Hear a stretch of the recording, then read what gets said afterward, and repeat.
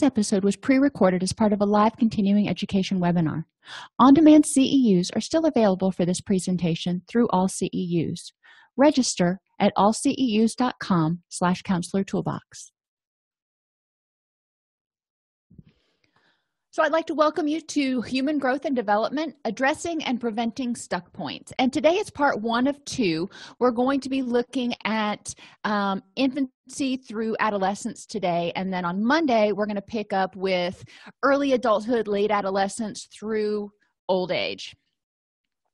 And one of the things I really want you to think about during this is, the clients we're working with, a lot of us work with adults and not so much with children, but things that happen in childhood, things that fail to occur in childhood, developmental things that may not have happened, don't have to continue to negatively influence people in their adulthood. We can help them kind of reparent themselves, if you will. So we're going to talk about ways that we can help parents prevent these problems, but also help parents or help adults who are experiencing issues sort of address those issues to mitigate problems, because we can't change the past. We can't give them the Ward and June Cleaver childhood. And so what can we do to help them improve the next moment and live a rich and meaningful life? We're going to identify the major psychosocial milestones for each age group. And we're going to talk a lot more about the psychosocial stuff than the biological, but we're going to hit on the biological just a smidge so you kind of can put everything into perspective and think of your children, your grandchildren, the kid down the street, or maybe your clients in terms of what they're going through. Learn about things that may thwart development, identify protective factors for healthy development, and conceptualize behaviors as goal-driven in order to better understand their purpose and provide appropriate redirection. So when we're looking at youth who are engaging in maybe early sexual behaviors, let's look at that as goal-driven. What is the function of that? And it may be to get acceptance and to compensate for, if you will, low self-esteem.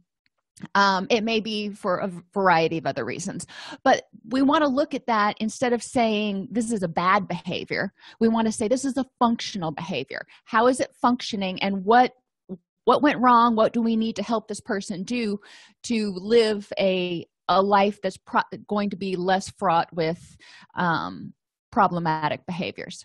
So, infancy milestones. You think, well, stuff that happens in infancy, does it really impact the child? And the answer is a big, gigantic yes, it does. Between 0 and 1, children master the use of their hands, start crawling, respond to familiar words, discover voices. They rely on parents for comfort to meet their basic needs. Now, this is a really important point. Children, babies have 5 different cries, and each one means something a little bit different. I'm hungry, I'm cold, my diaper's wet. And you begin to learn that with your own child, what that sounds like. And if you're around other children, you begin to differentiate between their cries. And you can tell a sleepy cry from an angry cry or a scared cry. And this is the way the child starts learning to communicate and trust his or her own needs. They get this feeling. They don't know what hunger is, but they get this feeling. And when they make that cry, they get fed and they're like, oh, made the problem go away. Score. The problem comes in when the parent is unable or unwilling. Generally, it's unable to differentiate the child's needs and stuff, so responds to everything with a pacifier or a bottle, or just puts them in their bed and cry it out. Then the child's like, this isn't helping me meet my needs. I can't trust myself to be able to communicate to you, and I can't trust you to meet my needs and make the pain or discomfort go away. So infancy is a real big issue, and Erickson referred to it as the period of trust versus mistrust. The child starts developing a secure attachment to the caregiver, and this is the period where those initial relationships, off of which all future relationships are likely going to be based, this is when they start to be developed. This is the first secure attachment. So in order for an attachment to be secure, there has to be compassionate, consistent meeting of the child's needs. This is also when a child learns to trust in his or herself to properly interpret signals and get their needs met. And a little bit of self-efficacy here. Obviously they're infants, they're not really thinking whether I can or I can't. But an infant who regularly fails to get their needs met will start feeling hopeless and helpless. And from a Piagetian perspective, object permanence develops, and this is another big one. Now think about kids whose parents are psychologically unavailable, but they withdraw into their room. They're not even physically present. For a child of this age, when somebody disappears, you can't see them anymore, they're gone forever. That concept of you can put a toy under the blanket and the child won't realize the toy's still there until they're a little bit older. Same thing applies for humans. So when we put kids down for their nap and we walk out the door, in the child's mind, we've gone to Never Never Land. We've gone away.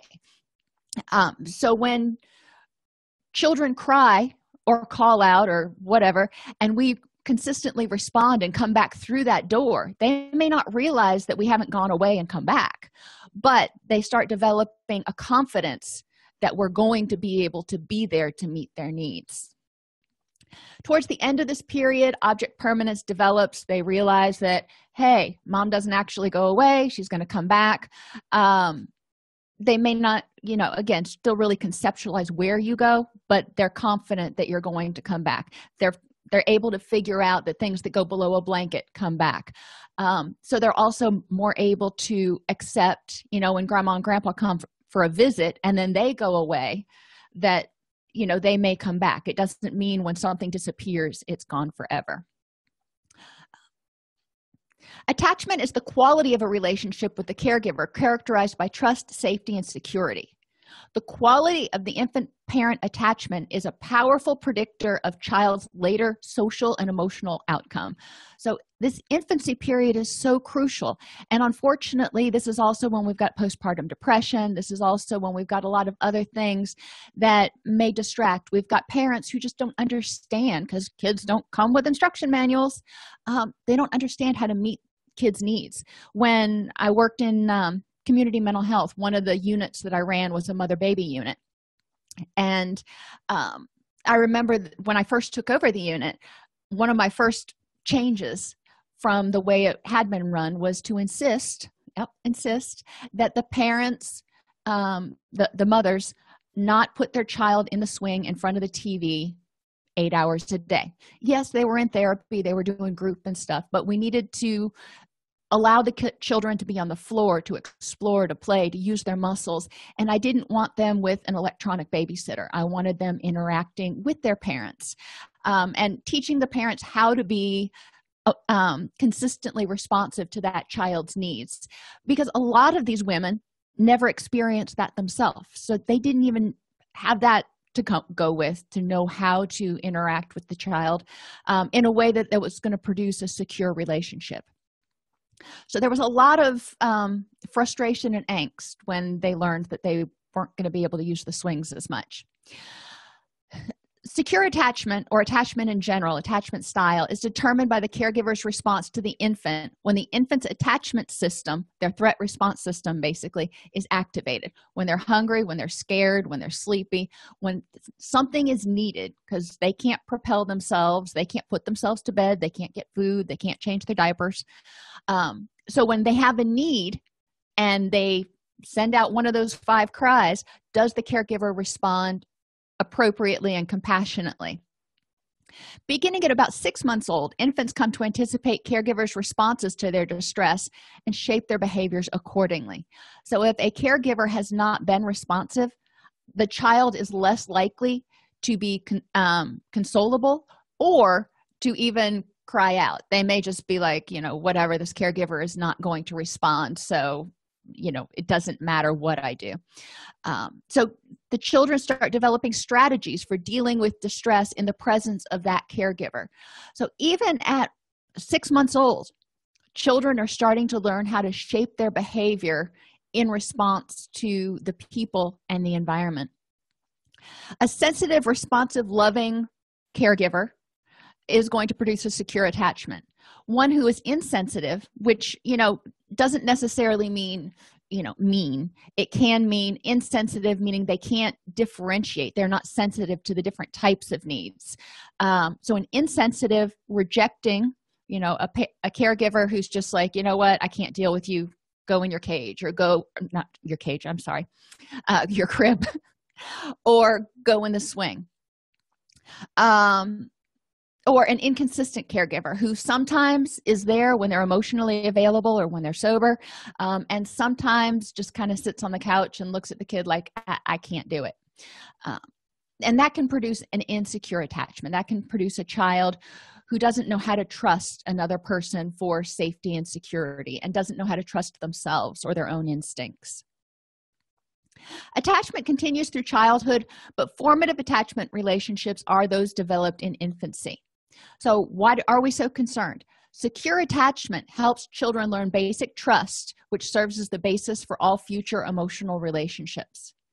This helps them develop fulfilling intimate relationships later on in life and maintain emotional balance when they feel like they're scared and they know that if they cry out because they're scared, they're going to have someone come and comfort them. It's a lot easier to deal with the stress than if they get scared and they're like, I know nobody's there to help me and I'm just flopping out here in the wind.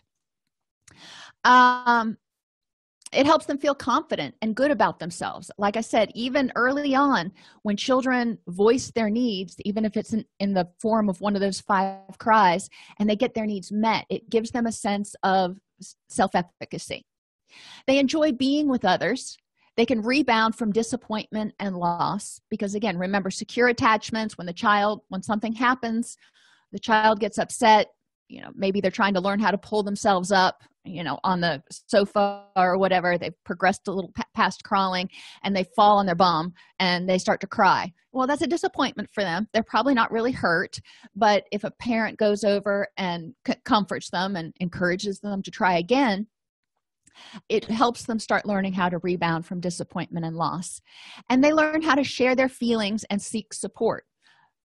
At 6 months, they're not coming up to you going, I am feeling really upset today. They're cranky. They are irritable. They are sad. They are sullen. They are withdrawn.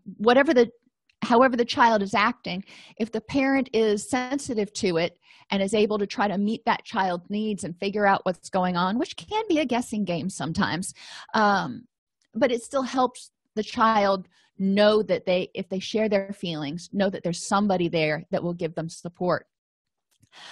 So we really want to look at in adult relationships or in adults who didn't have secure attachment growing up, how do we help them? We want to help them become mindful of what are your needs. When you were an infant, maybe those needs weren't met. Maybe you were told that your needs didn't matter, even as an older child. So now let's start being mindful. Let's start paying attention to what your needs are, and let's look at why those needs are important. Why is it important to take care of yourself when you're exhausted? Why is it important to take care of yourself when you need comfort and support? Is that weakness, or is that being strong, knowing that it's okay to ask for comforting and support from others? So we want to help people really start looking at what they were supposed to develop in this initial secure relationship and develop that secure relationship with their own internal parent, their own internal self that says, it's okay to be sad right now. So yes, they've got to sometimes do some reparenting and play split roles, but ideally, once they start learning how to reparent themselves and do all this stuff that ideally a parent would have done, they can start communicating that to others. When they need a hug, they can say they need a hug. When they're exhausted, they can identify, you know what, I'm really tired today, I just can't do that. They can start setting boundaries and getting their needs met in healthy, appropriate ways. More effects of secure attachment. People who are securely attached explore the environment with feelings of safety and security, which leads to healthy intellectual and social development. So people who don't have this may be really timid. They may not go for promotions. They may not interview for jobs that may be a little bit outside their scope. They may be afraid to reach out and try to make friends with people because they're afraid of rejection. So if they're not secure, children who have a secure relationship have a base to go back to. If they go out there and they have a failure, it is not pleasant, but they know they can go back to home base where there's comfort and security and kind of regroup and figure out what to do next. If they didn't have that, then they're out there, they have a failure or an unpleasant event, and they're just kind of like flopping in the wind. So we want to encourage people as adults, again, to encourage themselves to explore the environment, to be willing to be open to relationships, and encourage them to look at the successes they've had and learn how to accept failure and nurture themselves. Secure attachment helps people develop the ability to control their behavior, resulting in effective management of impulses and emotions. If you're getting your needs met as they come up instead of stuffing them all down until you're just like one big pit of neediness, then you're going to have more energy to deal with life on life's terms. So if you're getting enough sleep, if you're eating well, if you're taking care of yourself, if you've got positive relationships, if you are, when you have something go wrong and you need help, you ask for assistance instead of carrying the weight of the world on your shoulders, it's going to be easier to manage impulses and emotions when something bad happens, because you've got that energy freed up. You're not still trying to juggle 16 things from last week that you haven't dealt with yet. So living mindfully, living true to oneself is really important to encourage in clients. Secure attachments create a foundation for the development of identity, which includes a sense of capability, self-worth, and a balance between dependence and independence.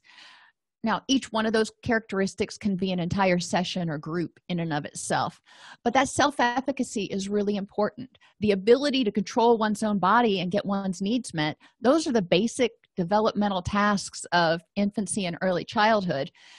Self-worth is being loved and being able to be loved for what you need. If you've got a rejecting parent or caregiver, then the child may start to feel that they are not worthy of love. If the caregiver is always ignoring the child or telling the child to be quiet, go do something, putting them in their crib, whatever, the child may start to experience a lowering of self-worth because the parent doesn't even want to be around them. And develop that balance between dependence and independence. Dependence relies on you being able to trust somebody else, being dependent on their help and those sorts of things. Interdependence is what we talk about in our groups. Dependence, independence, and interdependence is kind of the middle of the continuum. So we talk about what independence means and how to be independent, make decisions, etc., but how we also need other people to be supportive, to be our cheerleaders, because we were kind of created to be affiliative, if that's a word.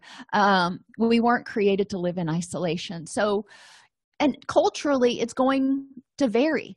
Some cultures are very interdependent, and some cultures focus more on independence, but to the best of my knowledge, there's no culture that is completely independent, where people are just supposed to grow up, move out, and live by themselves forever. Secure attachments establish a moral framework that leads to empathy, compassion, and conscience. So we can start helping people develop empathy for others at this point, generate a core set of beliefs, and provide a defense against stress and trauma. Stuck points. If the child doesn't have basic food, shelter, safety, love needs met, they may never be able to trust others.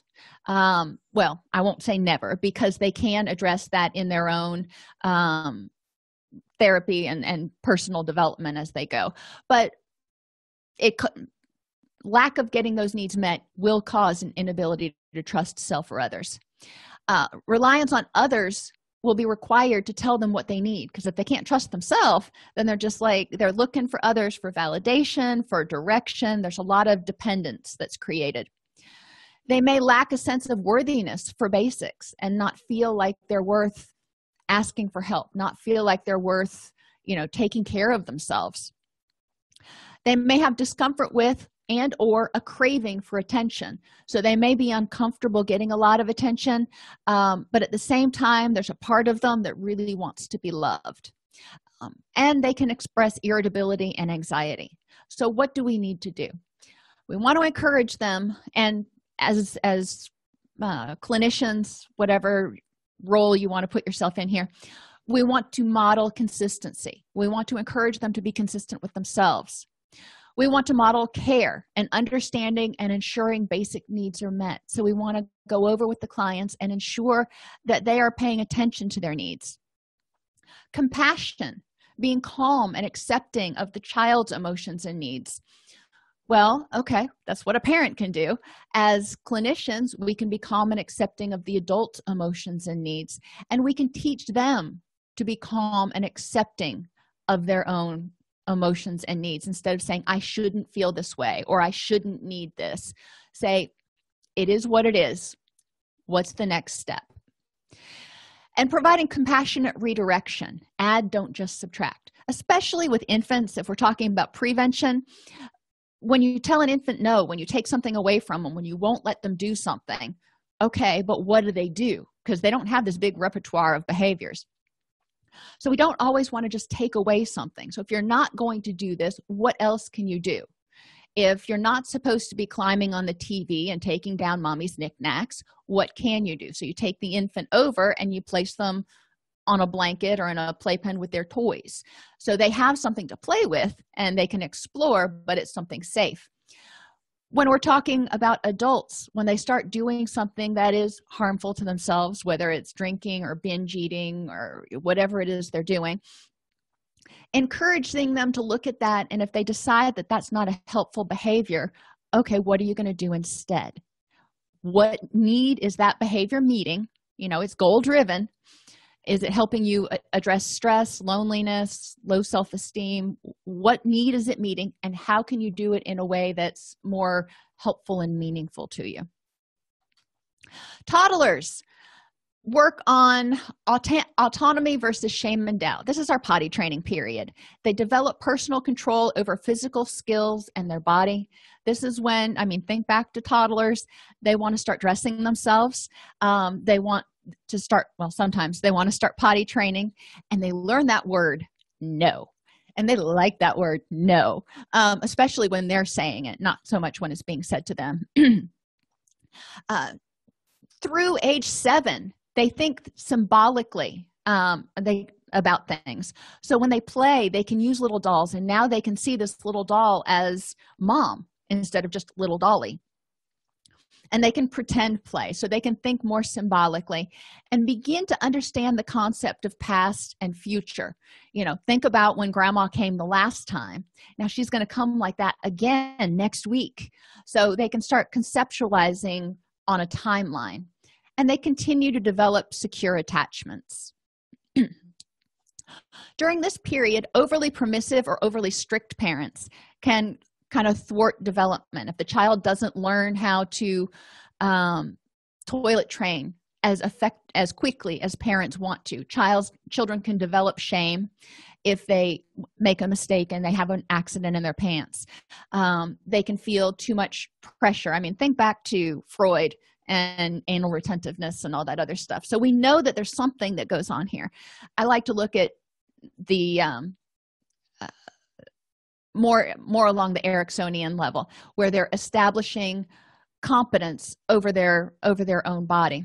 This is also the age when they start becoming pickier eaters, and what they don't want to eat.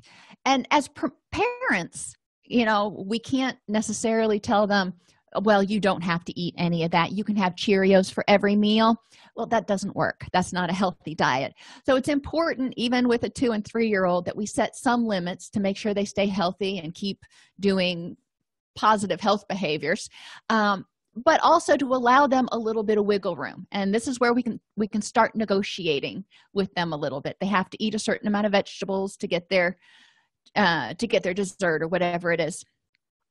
And we want to encourage children by providing praise for exploration and experimentation.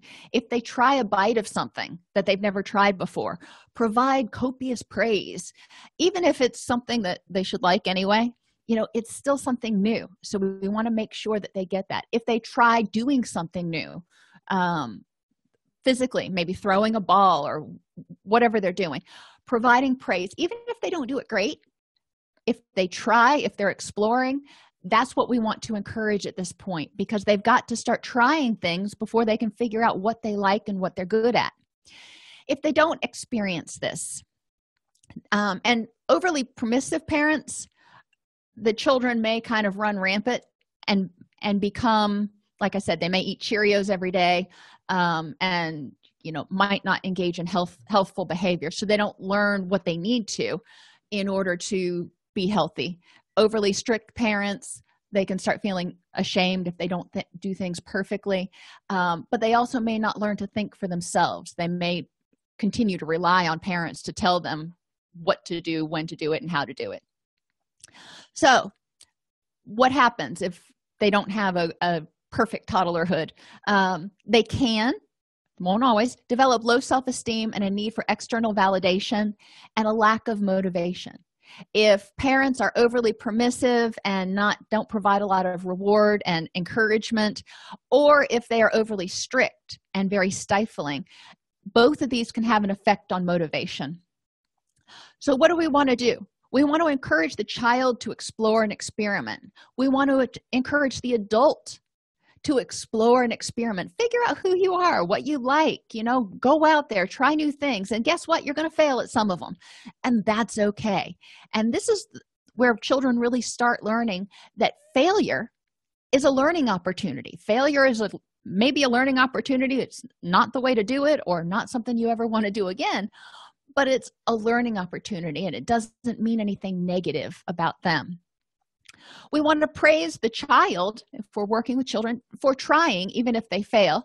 And if it's an adult, encourage them to give themselves kudos for giving it the old school try, even if they fail. I'm almost 50, and I still don't know how to ride a two-wheel bike. But I've gotten on and I've tried before, and it's been pretty disastrous, but at least I tried.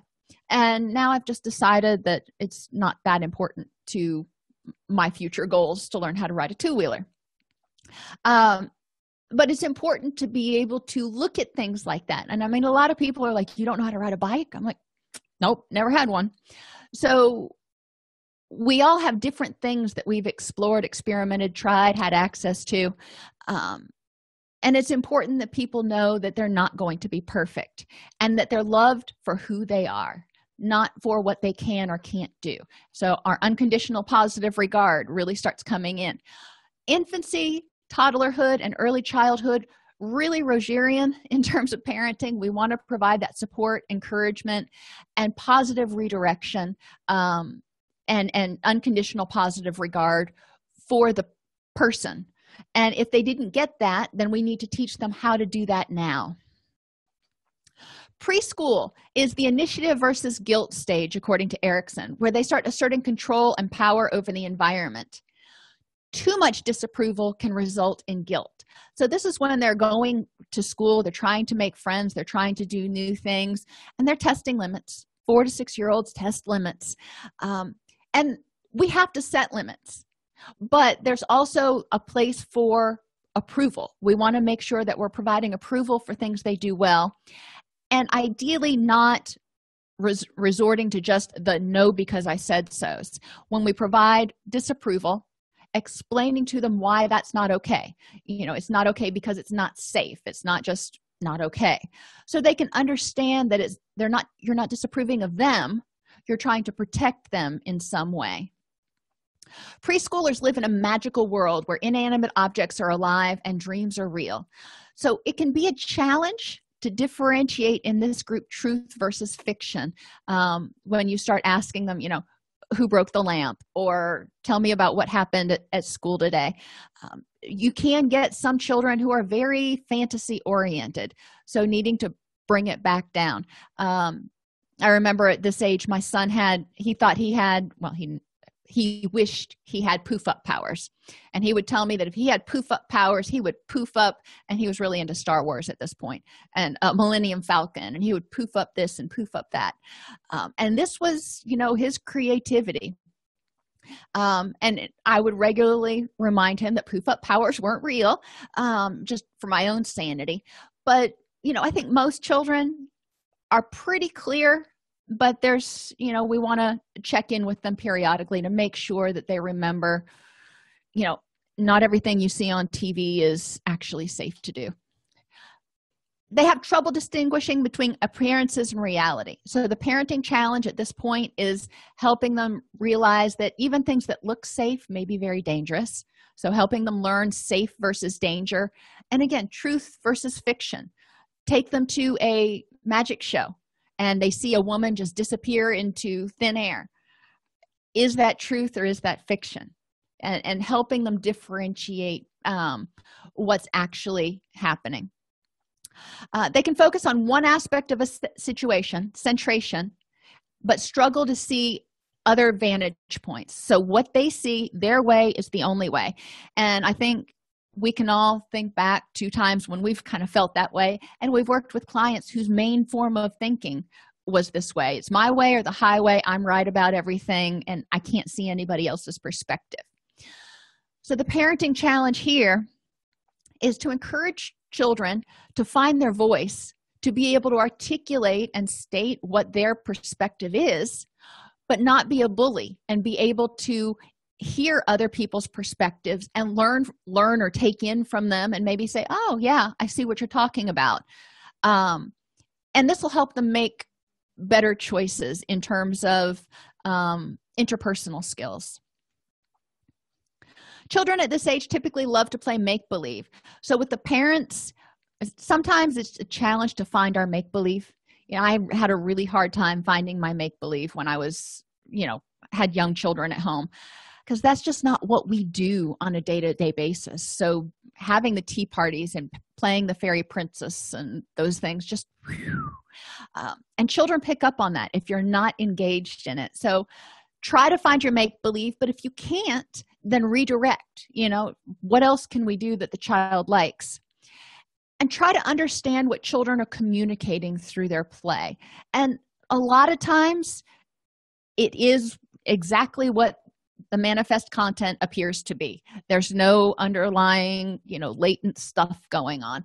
But sometimes, if a child is displaying aggressive tendencies in their play, we may want to investigate what that means. Preschoolers love to ask questions, to both learn facts as well as to interact with others. So some of the parenting challenges at this age are to not get impatient with the, mommy, why is the sky blue? Why is the dog black? Why did 6 different color kittens come from one mama cat? I don't genetics, pundit squares, but not getting impatient with their curiosity. The nice thing is now that we've got Google and Alexa, we can look it up. Whereas back in the olden days, we just had to say, I don't know. Next time we go to the library, we can check that out. Help children learn how to answer their own questions. Help them learn how to look it up in a book or figure out where the answer is. And learn to self-regulate in mutual conversation so they don't dominate a conversation, or likewise, so they're not just sitting there going, and not carrying on their own end. So these are things preschool children learn. If preschool children were withdrawn for some reason, or overly aggressive and kind of bullyish, they may not have learned effective interpersonal skills. So we can help adults start to learn those. Preschoolers use everyday objects in conventional and unconventional purposes. So we want to honor their creativity in the right time and the right place. You may find that they're using your best pasta pot as a hat as they're walking down having a parade. But we also want to get outside the box and encourage them. If they want to have a fort, but it's 12 degrees outside, how can you build a fort in the house? Let's get outside the box. Is it couch cushions? Do we have an old box somewhere? What can you do? They're also little scientists trying to see what will happen, such as, wow, what will happen if I drop my ball of Play-Doh into the aquarium? let's check it out. And they don't have a stop between, I wonder if I should do this. It's just like, oh, I'd be curious to find out. So they make test rules and boundaries. So parenting challenges here can include cleaning the aquarium and being consistent when children try things, developing rules. Before you try something, why don't you ask for mommy's help, or call me because I'd love to see what would happen. That way we can always intervene if we need to help children stay safe. But we also still want to encourage that exploration. Children at this stage crave structure. So if they don't have structure, they may act out in order to get boundaries and limits placed upon them. They may act out for other reasons. So again, we want to ask, in this situation with this child, what does this behavior mean? But we need, as parents, to provide structure and consistency and steadfastness. With adults, as adults, they're running their own lives. They are going to set the amount of structure that's comfortable for them. But you want to encourage them to be true to themselves in how much structure they need. Some people don't need much, but some people start to get really stressed if they don't have a lot of structure. So encouraging them to figure out what do they need in order to have the highest quality of life. Piaget uses the term pre-operational to describe the reasoning patterns typical of children in this age group. They're easily fooled by appearances. So it's up to us as parents to remind them that appearances can be deceiving and not everything happens the way you expect. As if you're working with an adult, this is where you start introducing dialectical thinking, the both and. Can it appear to be a wonderful thing and be not a good choice for you? Yes, it can. So encouraging people to think dialectically. Preschool children often have difficulty putting into words how they feel or what's going on inside. So parents need to pay attention to nonverbal and verbal cues and help children label their feelings. If they're angry, or if you think they're angry, seems like you're really angry right now. And teach children to check in with themselves periodically. How are they doing? How are they feeling? Are they sleepy? Are they overwhelmed? Are they overstimulated, as my son used to say? And what do they need to do about it? And a lot of times when my son was this age, I would ask him, what do you need to do about it? And if he didn't know, then I could provide information or suggestions. But I wanted him to start thinking about, okay, when I feel this way, what do I need to do? Children begin using strategies for remembering, but they often use inappropriate and ineffective strategies. So as parents, it's important for us to continue to differentiate truth from fiction and identify intentional lying from ineffective recall. Now, they probably remember if they broke the lamp, but they may not remember if they brushed their teeth. Interferences, overly strict enmeshed parents and enmeshed parents and lack of encouragement to take risks. So the manifestations are a low self-esteem, need for external validation, difficulty making or maintaining friends, and being unclear about what they like, want, and feel because they've never had that really encouraged. They've never been encouraged to explore that. So we want to encourage the child or the adult who's reparenting, encourage them to explore and experiment and figure out what interests them. Encourage them to praise themselves or praise the child for trying, even if they fail. Reassure the person that they're loved for who they are, that unconditional positive regard, and encourage children to develop friendships with a variety of people. So thinking about what we've talked about so far, what other things can we do to help people become mindful, live authentically, and improve their self-esteem? That's really what early childhood is about. And I mean, there's also development of coping skills.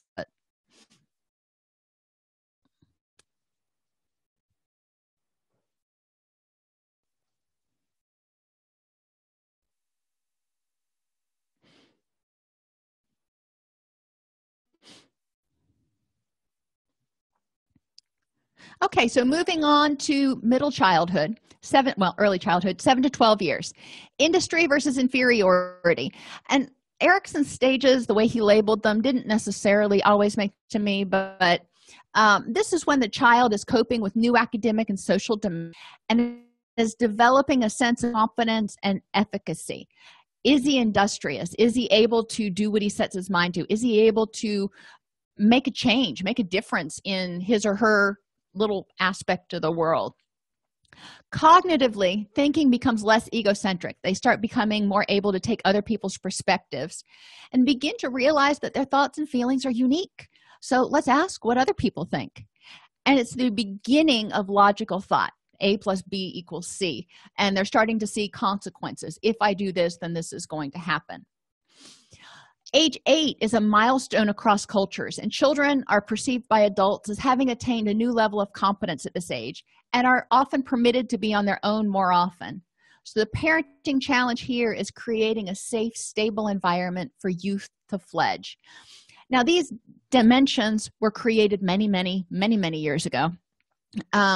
So these ages slide up and down a little bit depending on the state of the world and things.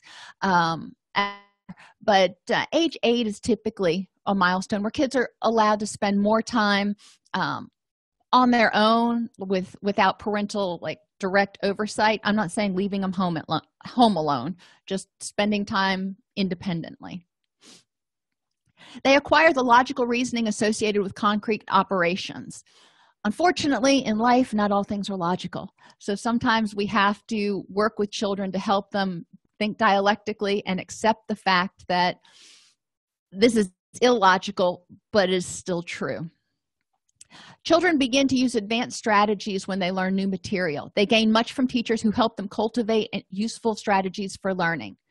So identify your child's temperament. If you're an adult, identify your own temperament and learn how you most effectively learn, through hearing, through seeing, through doing, and try to arrange your environment that way.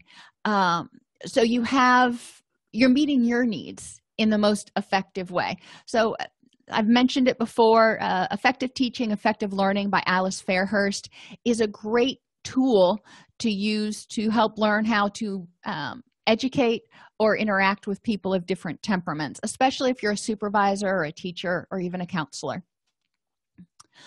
They're able to be fairly logical and organized when working on problems with concrete objects, but that abstract stuff, not so well. So this is where manipulatives are usually really helpful.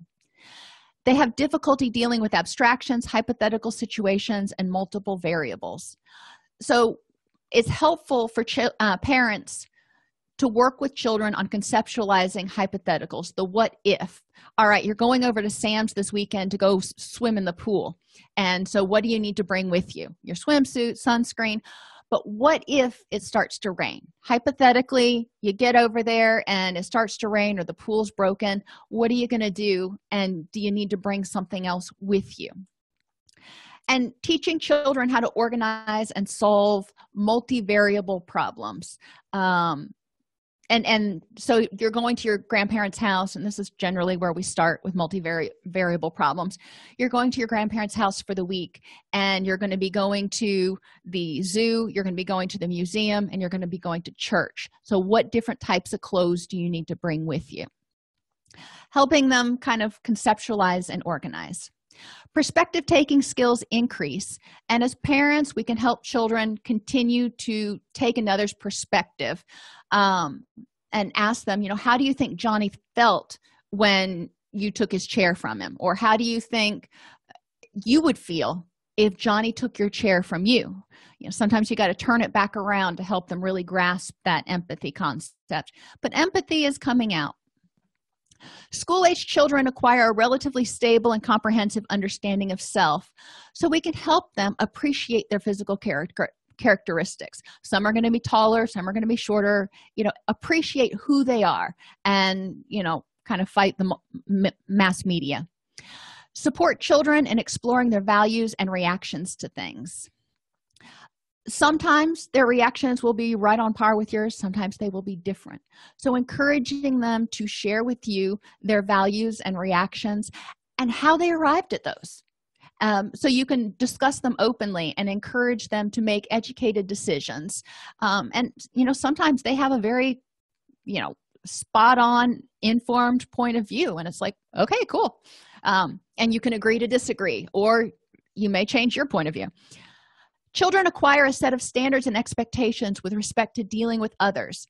The formation of friendships and close affiliations with peers is a hallmark of this period. So this is middle school time we're talking about. As parents, we can help children define a realistic and healthy set of standards and expectations to live by and to deal with others by. People aren't going to be perfect. Nobody is going to keep every promise that they make, most likely. So encouraging them to look at that, and also encouraging them to take other perspectives. If their best friend was supposed to come over this weekend and cancel at the last minute, does it mean that their best friend isn't their best friend anymore? Or does it mean that their best friend had something else going on they had to go do? So encouraging them, like I've said many times before, give me 3 other explanations for why this might have happened besides it being about you. And identify in yourself what standards and expectations you model for your child. So if you want children to grow up to be responsible, dependable people, then we need to model that ourselves. There's a new appreciation of authority and interest in understanding and abiding by the rules. So our challenge is to have an explanation for every rule and not fall back on the because I said so. And pick your battles. And I'm learning this over and over and over again, and even into teenage years. Pick your battles, because there are going to be plenty to come. Which ones are necessary in order to help the child continue to develop? There's a reciprocal relationship between cognitive development and social interaction and interpersonal effectiveness. So if you have a child that's lagging in one of these areas, if they're cognitively lagging for some reason, intellectually at school, struggling, or socially, interpersonally, if they are lagging in their ability to communicate feelings or develop relationships, we need to address, because they've found that there's a reciprocal interaction in these areas. Interferences: lack of consistent support and encouragement, even with failure, and lack of successes. We can give support and encouragement, but we also need to make sure that we help set children up for successes where they can look back and go, I did that, not just go out, skin a knee, come back, try again. If they don't have these successes and they don't have consistent support, they may have low self-esteem and lack motivation. So we want to encourage the child to develop skills in areas in which he can excel. Not just those areas, but when they try something and they seem to be good at it, encourage them to explore that. So they start knowing that they're good at some things. And there are going to be other things that come up, like algebra or calculus, that they may not be good at. But then they can look and say, well, I'm not good at this, but I am good at these things. Praise children for trying, even if and when they fail, and reassure that children are loved for who they are. Again, want to do this with adults too. In adolescence, we're really developing identity at this point, and it's confusing and it is chaotic. Successes lead to the development of a sense of self and personal identity. So what they're successful at, they're going, okay, I can do that. So I'm a good cook. I can do this, I can do that. So these are starting to be the roles that I can take on. Failures provide an opportunity for learning coping skills and compassion. So not only how to deal with failure, but how to be compassionate with themselves and not tell themselves that they're a stupid idiot, but say, you know what, that may not be for you. So developing self-compassion when they experience failure. During this time, youth are developing the ability to think about abstract concepts and logically test hypotheses. Sometimes it's, if I sneak out my bedroom window, are my parents going to catch me? And that's, it's adolescent thinking 101. But they're going to test limits and they're going to test hypotheses. Can I pass this test if I don't study for it? I'm sure most adolescents try that one. Interferences in the development of identity and a strong self-esteem. Lack of support for individual wants, needs, and goals. Youth during this period will go through phases. Most youth go through phases where their parents are just kind of cringing, going, oh my gosh. I know both of my children went through phases like that where I was kind of gritting my teeth because it was their independence showing. Wasn't what I would have chosen, but wanted them to work through it and decide whether that was something they were going to embrace or move on, because it wasn't harmful to them. So I needed to support them for being an individual. Lack of stable, consistent, positive relationship. So it's important during this period, not only with the parents, but that they also have friendships that are stable, consistent, and positive. And it doesn't have to be 17 friendships. It can be 1 or 2. And those 1 or 2 are going to have hiccups. So stable is kind of relative, but somebody that they can consider a confidant. We want to make sure that they have successes in things that they do, and they get educations about and opportunities to develop coping, life, and interpersonal effectiveness skills. Most of you know that I homeschool both of my children. But just because they're homeschooled doesn't mean that they don't get out and socialize. And as K-12 and online schooling becomes much more prominent, it's going to become more important to remind parents that children need to get out and have the ability to experience other teens and other youth and develop their interpersonal effectiveness skills. As mobile devices and texting have taken over, people have lost a lot of interpersonal skills. They don't know how to look at one another eye to eye and have a conversation as much anymore. They become very anxious. Social anxiety is going way up right now. So it's important, culturally right now, what I'm saying is it's important to make sure that youth have face-to-face opportunities for interaction and are able, even if it's on social media, they have opportunities to develop coping and life skills, to deal with stuff they see that they don't like, stuff that's triggering. Okay, it's triggering. How do you deal with it? Manifestations, still low self-esteem and lack of motivation. So what do? Encourage the person to develop skills in areas in which he can excel. Provide support when the child's world seems chaotic. Now, if you're working with an adult who didn't develop a secure identity in early adolescence or in adolescence, we want to encourage them to figure out, where can you get support? Where can you fall back to? Where is your safe home base when life seems a little bit chaotic? Who can you rely on?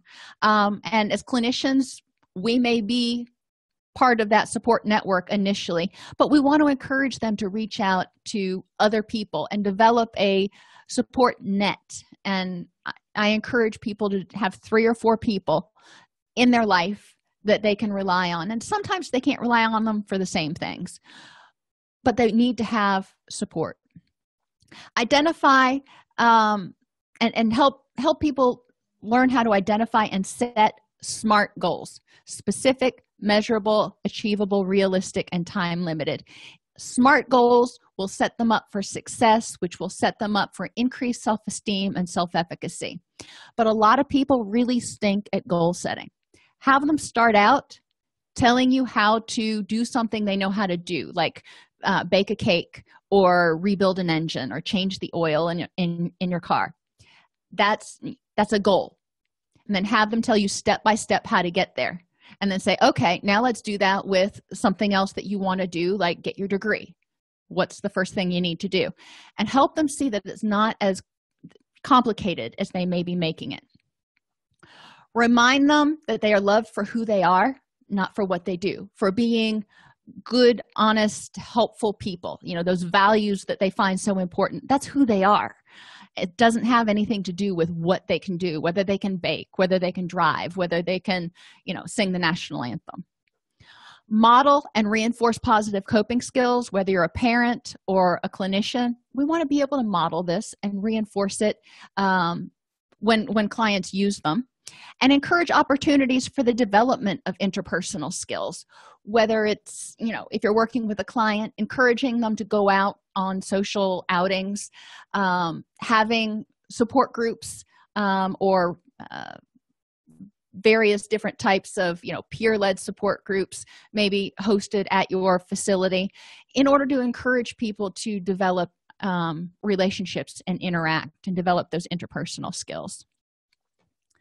So preventative protective factors include parental involvement. So if the parent wasn't involved and you've got an adult who is struggling because they didn't accomplish some of these tasks, how can they do that? Well, they need to tap into their inner parent.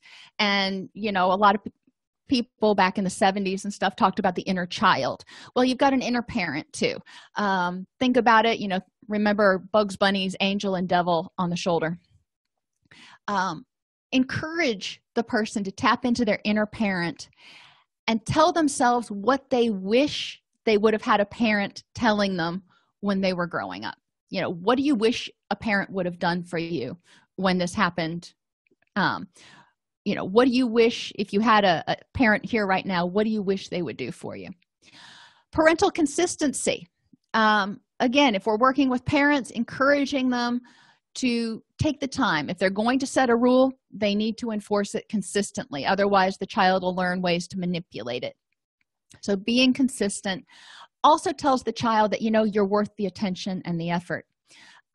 For the adult, encouraging them to be consistent with themselves. And they're going to make mistakes sometimes, and they're going to fall back into self-defeating patterns. But be consistent in their compassion for themselves, picking themselves back up and going, okay, let's learn from this and move on. Connection to positive adults and peers. So it's important, regardless of the age, to have positive relationships. And ideally, get involved in community organizations. It can be volunteering, it can be church, it can be whatever. But so there's a connection to the community. It can be helping out at work if you really enjoy your job and you want to be there on your time off. So you have a sense of connection and meaning in some of the things that you do. Develop a positive view of self and future. So looking at identifying those things that are important in your life and those people that are important in your life, and where do you see yourself a year, 5 years from now? What does it look like? How do you see yourself as a happy person 5 years from now? And people need exposure to and development of coping skills. To this day, when I'm working on different presentations, I occasionally come across a new approach that I'd never heard of before. And I'm like, oh, well, that sounds cool. Mindfulness has been around for a long time, but has really only come to the mainstream over the past 10 years or so, I think. And this is something that is so helpful with a lot of our clients. So encouraging adults to even go and explore what are some new ways that might be out there that can help me deal with anxiety, depression, social anxiety, etc. Develop interpersonal effectiveness skills. Most of us have some, very few of us have perfect interpersonal effectiveness skills. There's always ways we can learn to interact and interface with other people so we can develop more empathy and be more understanding and open. And life skills, including goal setting and time management.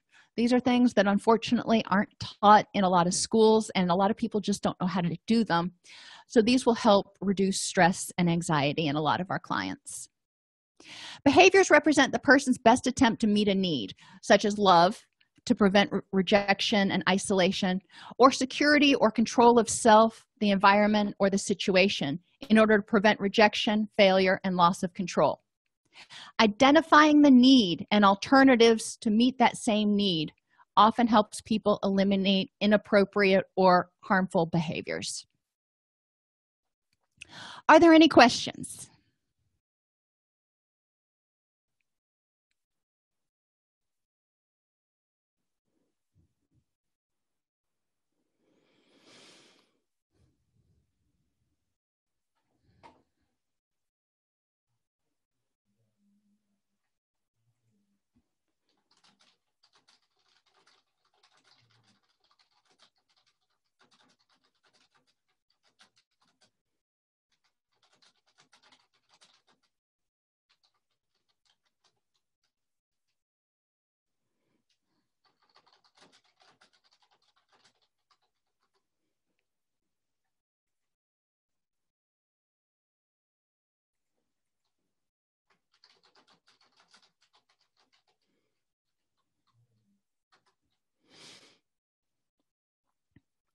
Alrighty, everybody, have an awesome, amazing weekend, and I will see you on Tuesday for part 2. And part 2 is really cool in some ways, because we're not talking about parenting as much. We're talking about the clients that we see for the most part.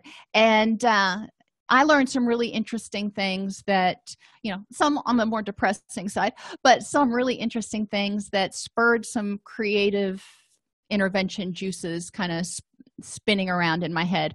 So hopefully we can have fun with that presentation on Tuesday.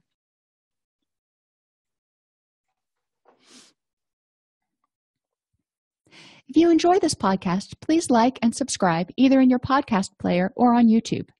You can attend and participate in our live webinars with Dr. Snipes by subscribing at allceus.com/counselor toolbox.